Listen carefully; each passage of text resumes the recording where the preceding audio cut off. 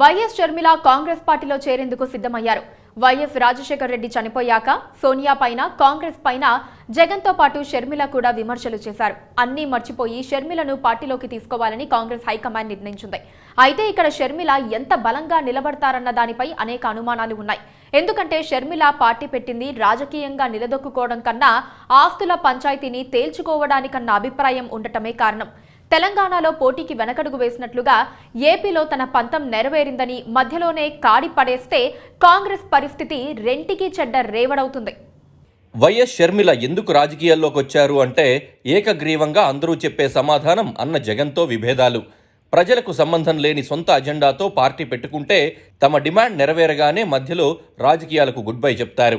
ఇప్పుడు షర్మిల విషయంలోనూ ఇదే అనుమానాలు వస్తున్నాయి. మొదట షర్మిల తెలంగాణలో పార్టీ పెట్టుకున్నారు.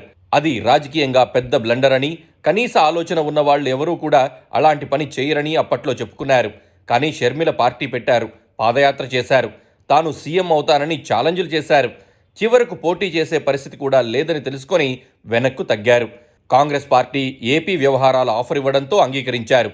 అయితే తెలంగాణలో రాజకీయం చేస్తే ఎవరూ అభ్యంతరం పెట్టలేదు. కానీ ఏపీలో కాంగ్రెస్ను బలపరుస్తానంటే మాత్రం అనేక ఒత్తిళ్లొస్తాయి.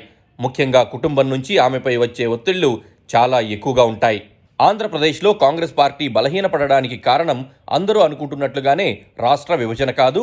రాష్ట్ర విభజన కన్నా అసలు కారణం వైఎస్ జగన్మోహన్ రెడ్డి సొంత పార్టీ పెట్టుకోవడం. ఆ తర్వాత కిరణ్ కుమార్ రెడ్డి కూడా సొంత పార్టీ పెట్టుకోవడంతో నాయకుడు లేకుండా పోయారు. ఈ క్రమంలో కాంగ్రెస్ నేతలు, క్యాడర్ అంతా వైసీపీ పక్కన చేరిపోయారు. రాష్ట్ర విభజన ప్రకటన చేసిన తర్వాత జరిగిన స్థానిక సంస్థల ఎన్నికల్లో కాంగ్రెస్ మెరుగైన ఫలితాలు సాధించింది కూడా. ఎక్కువగా కాంగ్రెస్ పార్టీని దెబ్బకొట్టింది మాత్రం వైఎస్ జగన్ సొంత పార్టీ పెట్టుకోవడమే. అందుకే కాంగ్రెస్ పార్టీ ఇప్పుడు ఎక్కడ కోల్పోయామో అక్కడే వెతుక్కునే ప్రయత్నంలో వెతకబోయిన తీగ కాలికి తగిలిన చందంగా వైఎస్ రాజశేఖర్ రెడ్డి కుమార్తె కాంగ్రెస్లోకి వచ్చేందుకు సిద్ధపడ్డారు. ఏపీ బాధ్యతలు తీసుకునేందుకు సిద్ధం కావడంతో ఇక ఆలోచించాల్సిన అవసరం లేకుండా పోయింది. అయితే ఇప్పుడు షర్మిల వల్ల కాంగ్రెస్కు వచ్చే లాభమెంత, ఎంత మేర క్యాడర్, లీడర్లు వెనక్కి వస్తారన్నది ఇక్కడ కీలక అంశం. అంతేకాదు మధ్యలో ఆమె కుటుంబంతో రాజీ పడిపోతే ఎలా అన్నది మాత్రం మరో అంశం. ప్రస్తుతం కాంగ్రెస్కు 1% ఓట్లు కూడా రావడం లేదు. షర్మిల పార్టీలోకి వస్తే కొన్ని వర్గాలతో పాటు కొంతమంది వలస నేతలు వస్తారని నమ్ముతున్నారు. ఆళ్ల రామకృష్ణారెడ్డి ఇప్పటికే కాంగ్రెస్లో చేరతానని ప్రకటించారు. వైసీపీలో టికెట్ల కసరత్తు పూర్తయిన తర్వాత టీడీపీ, వైసీపీలో టికెట్లు దక్కని నేతలే రేపు కాంగ్రెస్ అభ్యర్థులుగా బరిలోకి దిగినా ఆశ్చర్యం చెందాల్సిన అవసరం లేదంటున్నారు. అయితే వైసీపీ, టీడీపీలపై ఎంత మేరకు ప్రభావం ఉంటుందనేది అంచనా వేయడం తొందరపాటే అవుతుంది. అయితే కాంగ్రెస్ బలపడితే దెబ్బతినేది జగన్ రెడ్డేనని అందరికీ తెలుసు. కాంగ్రెస్కు నాయకత్వం లేకపోవడం వల్ల లీడర్, క్యాడర్ అంతా జగన్ వెంట వెళ్లారు. ఇప్పుడు షర్మిల ఆ లోటు తీరుస్తానని అనుకుంటున్నారు.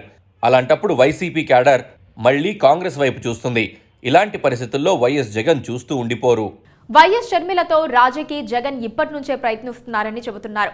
కాంగ్రెస్ పార్టీలో రాజకీయ అవకాశాలు పొందాలంటే ముందు పార్టీని బలోపేతం చేయాలి, ఆ తర్వాతే అవకాశాలు వస్తాయి. ఇలా చేయాలంటే అన్న కుర్చీ కిందకు నీళ్లు తేవాలి. కుటుంబం చేతుల్లో ఉన్న అధికారాన్ని పరుల పాలు చేయటం ఎందుకని ఆమెపై అందరూ కలిసి ఒత్తిడి తెస్తే నిర్ణయం మార్చుకోరన్న గ్యారంటీ లేదు. ఆస్తులు పంచేస్తే షర్మిల సైలెంట్ అయినా ఆశ్చర్యపోవాల్సింది లేదు. తమకు నష్టం జరిగితే జగన్ ఆమెను పోటీ నుంచి తప్పించడానికి చెయ్యని ప్రయత్నాలు ఉండవు.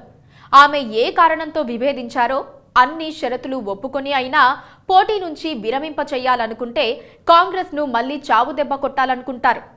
ఇలాంటి ఒత్తిళ్లను అధిగమించి కాంగ్రెస్ పార్టీ తనపై పెట్టుకున్న నమ్మకాన్ని షర్మిల నిలబెట్టుకోవాల్సి ఉంది.